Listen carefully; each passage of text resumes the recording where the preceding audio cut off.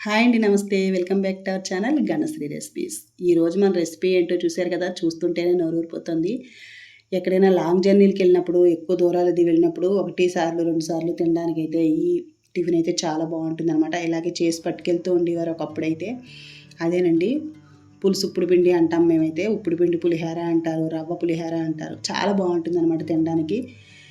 Super టేస్ట్‌గా ఉంటుందండి. ఒకసారి ఎలా తయారు చేయాలో మీరు కూడా చూసేసి మరి కొత్తగా నేర్చుకునే వాళ్ళు ఎవరైనా ఉంటే తప్పకుండా ట్రై చేసేయండి. ముందుగా అయితే చింతపండు నానబెట్టుకోండి. ఒక పెద్ద నిమ్మకాయ సైజ్ అంత చింతపండు ఇంచుమించుగా ఒక 50 గ్రాముల చింతపండు కొద్దిగా నానబెట్టుకొని పక్కన పెట్టుకోవాలి. ఆ తర్వాత అయితే స్టవ్ మీద నేనైతే కుక్కర్‌లో చేస్తున్నాను ఈజీగా ఉంటుందని చెప్పి. కుక్కర్‌లో మనం నూక ఎంత తీసుకుంటున్నామో వరి నూక, బియ్యం నూక ఎంత తీసుకుంటున్నామో దాని క్వాంటిటీని బట్టి వాటర్ అనేది పోసుకోవాలి. నేనైతే 3 కప్పుల రవ్వ తీసుకుంటున్నాను. 6 కప్పుల నీళ్ళైతే ఇలా కుక్కర్‌లో పోసేసి కొంచెం నూనె అలాగే కొద్దిగా పసుపు వేసాను. మరిగిన తర్వాత ఈ రవ్వ అనేది వేసేసుకోవాలి. స్టవ్ కొంచెం లో ఫ్లేమ్‌లో పెట్టుకొని వేసేసుకొని ఒకసారి మొత్తం అంతా ఇలా బాగా కలిపేసుకుంటూ ఉంటే కొంచెం సేపు అలా ఒక్క నిమిషం పాటు అలా కలిపితే చాలండి. ఇలా దగ్గరగా అయిపోతుంది. కానీ ఇంకా ఉడకదనమాట. ఇప్పుడు మనం కుక్కర్ మూత పెట్టేసి ఒక్క విజిల్ స్టవ్ లో ఫ్లేమ్‌లో పెట్టి ఒక్క విజిల్ వచ్చే వరకు మాత్రమే ఉంచుకోవాలి. గుర్తుపెట్టుకోండి, ఇది మాత్రం మనకు పాత రవ్వ అయితేనే బావుంటుందనమాట. మరి కొత్త బియ్యంతో చేసిన రవ్వ అయితే ముద్ద అయిపోతుంది. అది మాత్రం చూసుకోండి.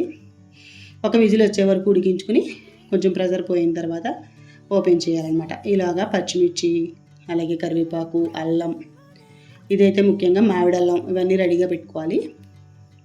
ఇప్పుడైతే కొంచెం ప్రెషర్ పోయింది, తీసేసాను. చూడండి చక్కగా ఉడికిపోయింది. ఇది కొంచెం చల్లారిందంటే పొడి పొడిలాడుతూ అయిపోతుందనమాట. ఇలా ఒక ప్లేట్లోకి తీసేసుకుందాము. పాత రోజుల్లోనైనా ఇప్పుడైనా సరే ఎప్పుడైనా సరే ఆల్ ఇన్ వన్ అనమాట అండి ఈ టిఫిన్ అనేది. అందరూ కూడా చేసుకుంటూ ఉంటారు. చాలా అంటే చాలా టేస్ట్‌గా ఉంటుంది. చేసే పద్ధతే రకరకాలుగా ఉంటుందనమాట. ఇలా నేను చూపిస్తున్న విధంగా చేసుకుంటే ఈవేళ చేసుకున్నామంటే రేపు మార్నింగ్ కూడా తినొచ్చు అనమాట. చాలా బాగుంటుంది. ఇప్పుడు స్టవ్ మీద కడాయి పెట్టేసి ఒక 2 స్పూన్ల వరకు నూనె అయితే వేస్తున్నాను. కావాలంటే కొంచెం ఆయిల్ ఎక్కువ వేసుకోండి. నేనైతే వేరుశనగ నూనె వేస్తున్నాను. పోపు సిద్ధం చేసేసుకోవాలి. శనగపప్పు, మినపప్పు, ఆవాలు, జీలకర్ర అలాగే పల్లీలు వేయించుకోవాలి. పల్లీలు కొంచెం ఎక్కువ వేసుకోండి, బాగుంటుంది. ఇవన్నీ కొంచెం వేగిన తర్వాత అప్పుడు జీడిపప్పు, ఎండుమిర్చి వేయాలి. ముందే ఎండుమిర్చి అది వేసేస్తే బ్లాక్ అయిపోతాయి, నల్లగా అయిపోతాయి అన్నమాట, మాడిపోతాయి. అలా వేగుతుండగానే 1 టీ స్పూన్ వరకు తెల్ల నువ్వులు కూడా వేసుకోండి. ఇంకా బాగుంటుంది టేస్ట్ తినేటప్పుడు. నువ్వులు వేయడం వల్ల హెల్త్కి మంచిది. అలాగే కమ్మటి రుచి వస్తుందన్నమాట ఉప్పుడు పిండి అనేది. ఇవన్నీ బాగా వేగుతుండగానే కొంచెం ఇంగు పొడి కూడా వేసేసుకున్నాను. ఆల్మోస్ట్ అన్నీ ఫ్రై అయిపోయాయి. ఇప్పుడు ఇందులోకి కొంచెం కరివేపాకు అలాగే పచ్చిమిర్చి కూడా వేసేసుకోవాలి. పచ్చిమిర్చి ఇలా పొడవుగా చీరుకుని వేసుకోండి కారాన్ని తగ్గట్టు. నేనైతే ఒక 8, 9 పచ్చిమిర్చి అయితే వేసాను. ఇలా 2 పక్షాలుగా చీరుకుని వేసుకుంటే బాగుంటాయి. ఇదంతా బాగా ఫ్రై అయిపోయిన తర్వాత స్టవ్ ఆఫ్ చేసేయచ్చు. ఆ వేడిదే మనం ఈ ఉప్పుడు పిండిలో కలిపేసుకోవచ్చు అనమాట.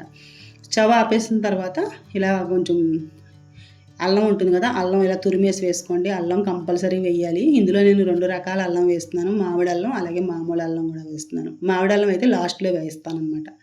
అల్లం కూడా తురిమేసాను. ఆ వేడికి వేగిపోయింది. ఇప్పుడు ఇది మనం ఉప్పుడు పిండిలో కలిపేద్దాం. కావాలంటే ఇందులో చింతపండు కూడా వేసేసుకోవచ్చు.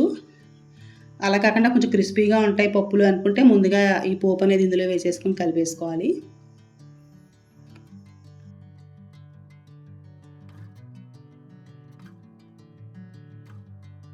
ఈ ఉప్పుడు పిండికైతే మనకి నువ్వుల నూనె కానీ వేరుశనగ నూనె కానీ చాలా బాగుంటుందన్నమాట.